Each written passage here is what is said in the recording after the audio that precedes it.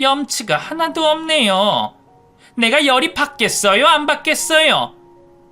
애들이 살림을 차린다고 했다뇨? 저희도 몰랐습니다. 죄송합니다, 사돈.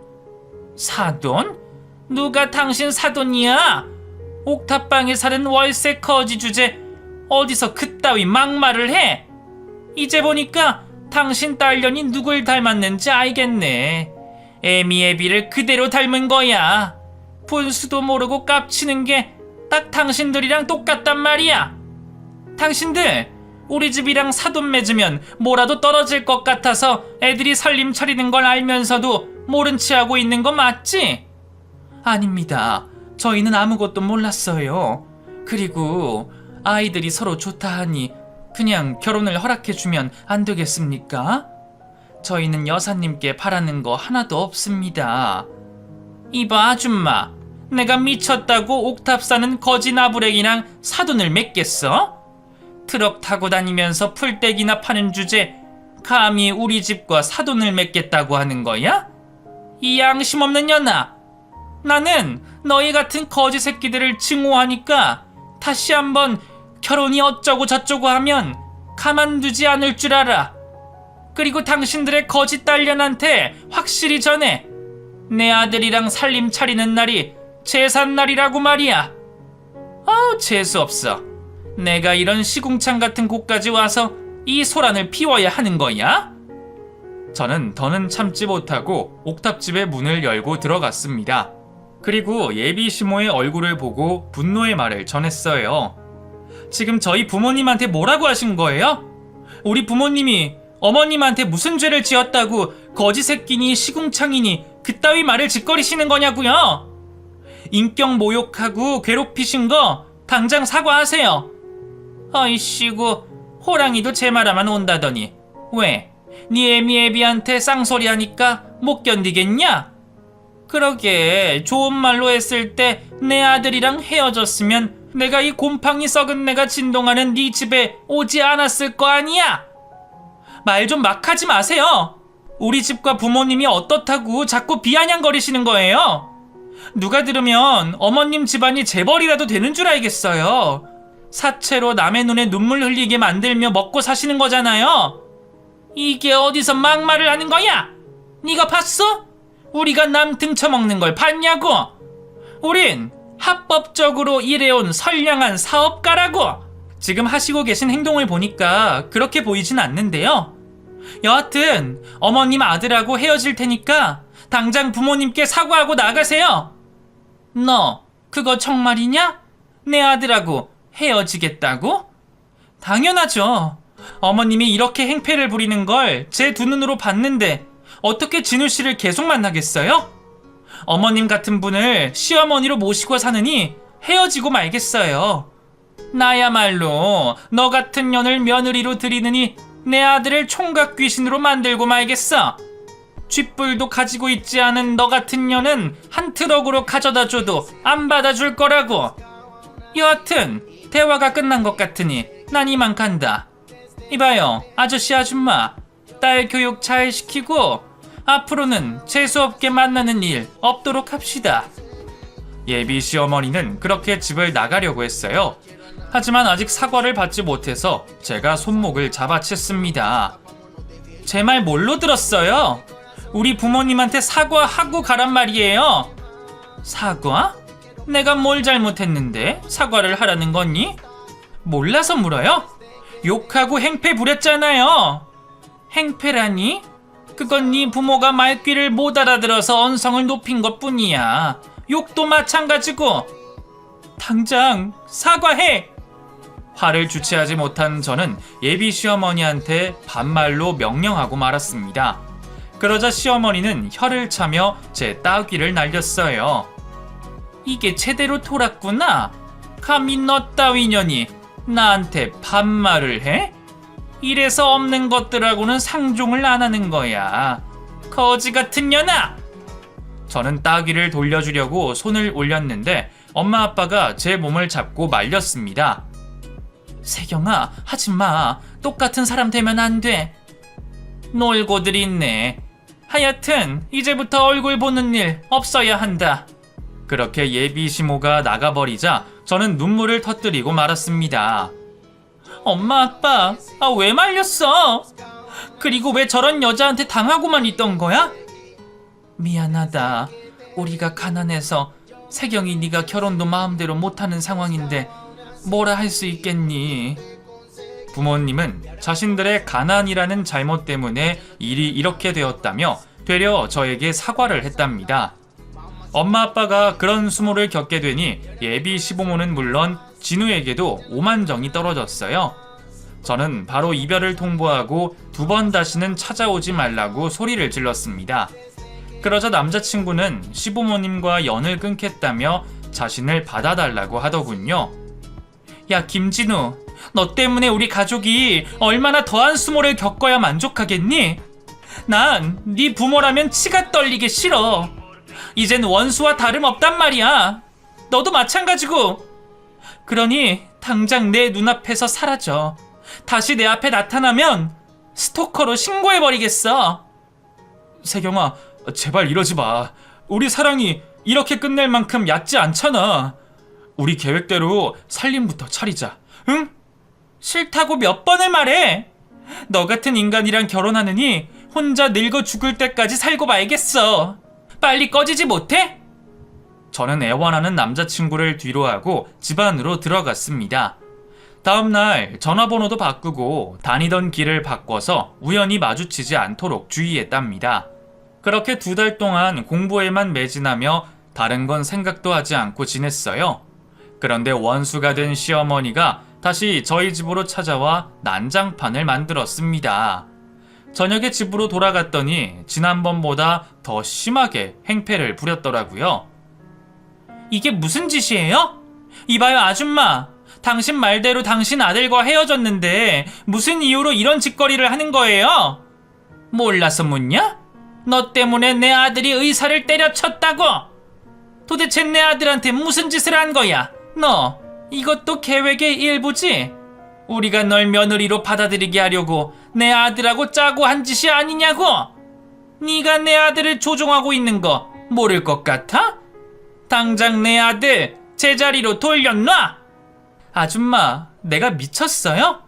당신이 그 난리를 치고 갔는데 당신 아들을 계속 만나겠어요? 그리고 조종하긴 뭘 조종해요? 아줌마 아들이 나약해서 의사를 때려치운 걸 왜 나한테 와서 따지냐고요? 지금 아줌마 하는 짓을 보니까 어김없는 사채업자가 하는 짓이 따로 없네요. 이런 식으로 남의 눈에 피눈물 흘리게 하며 돈 벌었죠? 아주 무서운 아줌마네. 뭐야? 이게 아주 막 나가는구나. 너 이리 와봐. 시모가 제 따귀를 때리기 전에 제가 먼저 선빵을 날렸습니다. 짝! 소리와 함께 바닥에 쓰러지더군요. 이 정신나간 아줌마야. 당장 꺼지지 않으면 경찰에 신고해서 무단 침입과 행패죄로 신고하겠어. 당장 우리 집에서 나가! 그러자 시모는 흥분한 기색을 숨기지 못한 채 씩씩대면서 주위를 돌아보더니 자기가 한 짓을 보고는 말없이 나가버리더군요. 지난번 따귀를 돌려준 것으로 만족하며 따로 신고는 하지 않았습니다. 그리고 며칠 뒤 부모님은 이사를 하는 게 좋겠다고 하시며 다른 집을 알아보러 다니셨습니다. 아무래도 터를 바꿔야 제 앞날이 잘 풀릴 것 같다고 하셨죠. 그래서 다른 동네에 있는 빌라로 전세로 이사하게 되었고 새로운 시작을 하게 되었답니다. 저는 하던 공부를 계속 이어가서 2년 뒤 로스쿨에서 우수한 성적으로 수료를 마치게 되었죠. 제 학력과 스펙이 좋은 편에 속해서 이름 있는 로펌의 변호사로 들어가게 되었답니다. 1년 동안 여러 의뢰인을 만나 매주 법정에 들어가 재판을 받게 되었고 거의 모든 소송에 승소를 하며 제 커리어를 쌓았습니다. 이대로라면 수년 안에 부모님과 함께 살 주택을 마련할 수 있을 것 같더라고요. 그러던 어느 날 기운 없이 들어온 의뢰인이 당장 소송할 돈이 없는데 변호사 선임이 가능하냐고 묻더군요. 저는 일단 무슨 사정인지 들어보고 결정하겠다고 말했습니다. 제가 작년에 사채를 조금 쓰게 됐는데 문제가 심각해요.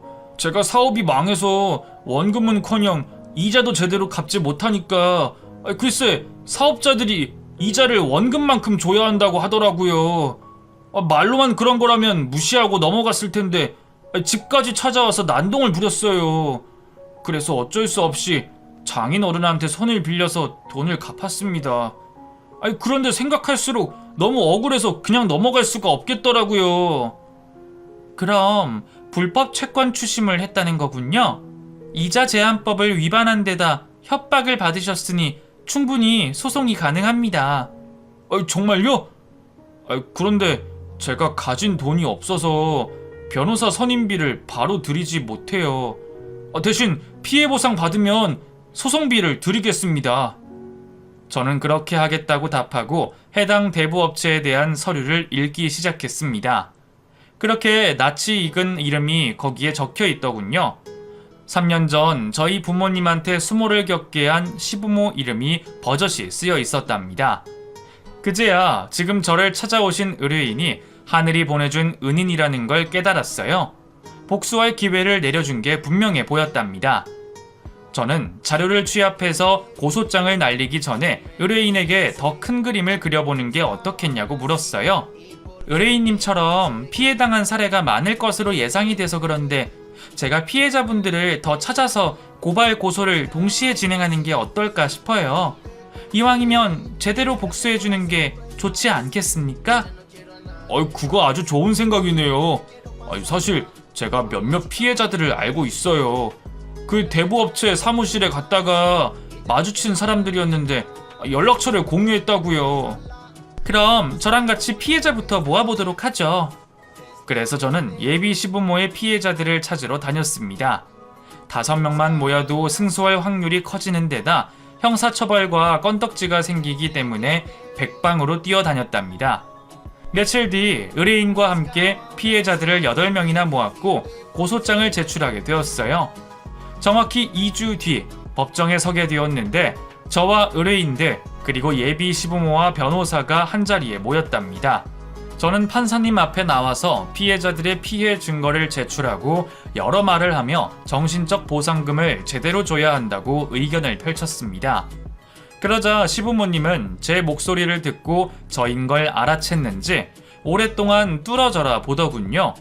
이윽고 저의 존재를 깨달은 시부모는 제 재킷에 달린 배지를 보더니 온갖 인상을 찌푸리며 하고 싶은 욕을 참는 모양이었습니다. 그도 그럴 만한 게 3년 전에는 이런 상황을 예상도 못했을 테니까요.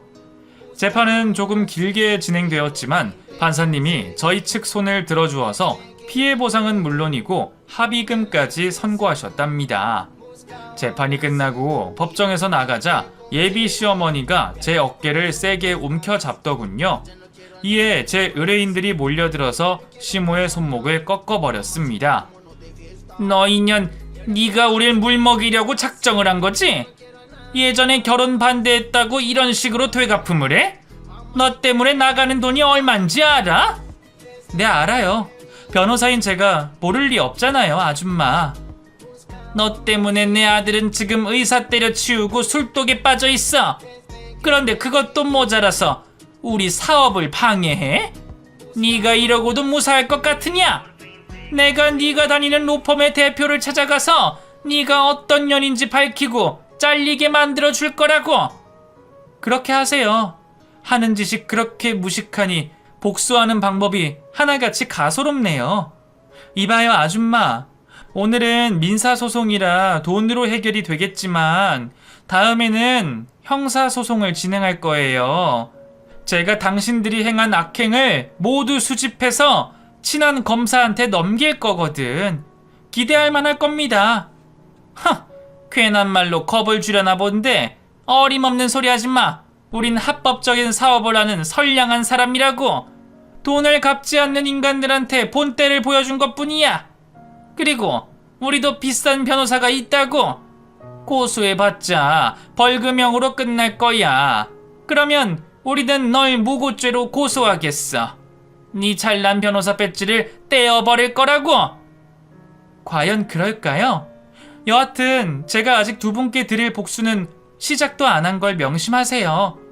우리 부모님과 나중에 준 모욕감을 1000배 이상으로 갚아드릴 테니까. 그러자 시몬은 또다시 흥분해서 저에게 달려들었고 제 의뢰인들이 뜯어 말려주어서 무사히 지나갈 수 있었답니다. 며칠 동안 예비 시부모의 악행을 수집해서 강력 사건을 담당하는 검사를 찾아갔답니다. 제가 준 자료들을 확인하더니 바로 영장을 발부해서 사업장을 압수수색을 하겠다고 하더군요. 저는 고맙다는 말을 전하고 제대로 처벌을 내려달라고 부탁하고 한 발 물러났습니다. 그리고 이튿날 담당 검사에게 연락을 받았는데 예비 시부모의 대부업 사업장을 압수수색했는데 아주 가관이라고 하더군요. 공갈 협박과 강요죄는 기본에다가 사문서 위조까지 해서 채무자들에게 많은 돈을 갈취했답니다. 그런데 여기서 끝이 아니라 컴퓨터를 조사했더니 거기서 불법 도박 사이트를 운영하는 사실까지 밝혔다네요. 이런 많은 죄목을 가진 시부모는 바로 구치소에 들어가 재판을 기다리게 되었다고 말했답니다. 얼마 뒤 재판날이 다가와서 의뢰인들과 함께 법정으로 들어갔어요. 이윽고 죄수복을 입은 예비 시부모가 경찰의 인계를 받아 자리에 앉더군요.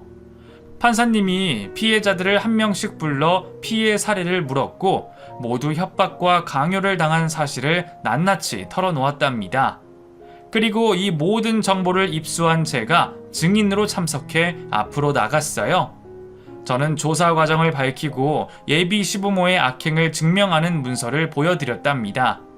그러자 저를 본 시부모는 눈에 불을 켜고 잡아먹을 듯한 표정을 지으며 침을 질질 흘리더니 흥분을 가라앉히지 못하고 저에게 쌍욕을 퍼부었습니다. 야 이년아, 너 따위 년이 감히 우리를 이렇게 물먹여? 감히 야채장수 딸내미인 네가 우리 집안을 무너뜨려? 그러고도 무사할 줄 아느냐? 어? 너 가만두지 않을 거야. 우리가 이대로 당하고 끝낼 것 같냐? 이에 판사님은 법정 모독죄를 추가하며 판사봉을 두드렸고 모든 죄를 시인한 두 사람에게 징역 8년을 선고했답니다. 그런데 여기서 끝이 아니었어요. 불법으로 갈취한 돈과 불법 도박으로 이득을 챙긴 재산을 모두 몰수하겠다고 선고를 했습니다. 그러자 시부모는 나란히 혼비백산하며 개거품을 물고 쓰러지더니 발작을 하더군요. 전 재산을 잃은 데다 감옥에서 오래 썩어야 했으니 그럴만도 했죠. 이 모든 일을 계획하고 실행한 제가 대견스러운 순간이었네요.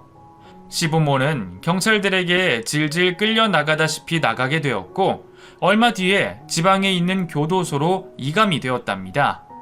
이렇게 모든 복수가 끝이 나고 남자친구였던 진우에 대한 소식을 접하게 되었는데 저와 이별 후 술독에 빠지며 살다가 시부모의 돈으로 도박을 시작해 많은 돈을 잃었답니다.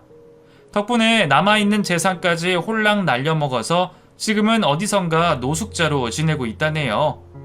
한때는 사랑했던 사람인데 밑바닥까지 내려간 걸 보니 안타깝긴 했지만 구제해주고 싶은 마음은 추호도 없었습니다. 자기 부모가 지은 죄를 이어서 받은 거라 생각하고 끝까지 악연으로 남기로 결심했죠. 그리고 몇 달 뒤 저는 로펌에서 꽤나 유명한 인사가 되어 아주 바쁜 변호사로 지내게 되었답니다. 덕분에 돈도 많이 벌어서 부모님께 멋진 주택집을 선물해 드렸어요. 이제 더 이상 일을 하지 않으셔도 된다고 쉬게 해드리려고 했는데 부모님은 아직 은퇴하려면 멀었다며 여전히 야채 장사를 이어가시고 있답니다. 그리고 다시는 남자를 만나지 않겠다고 다짐했던 저는 그 다짐을 깨버리고 말았어요. 동료 변호사와 사랑에 빠지게 되어 깊은 연애를 하고 있답니다. 아직은 결혼 이야기를 하지 않고 있는데 조만간 좋은 소식이 들려올 것 같긴 해요. 지금까지 결혼할 뻔했던 남자와 예비 시부모에게 당했던 수모를 되갚아준 복수 이야기를 들려드렸습니다. 법을 사적으로 이용하면 안 되지만 처음이자 마지막으로 제 감정을 담았던 일화가 될 것 같아요. 재밌게 들어주셨길 바라며 이만 글을 줄입니다. 결혼 전 예비 신부들은 꼭 생각을 한 번 더 하시고 잘 선택하시길 바랍니다.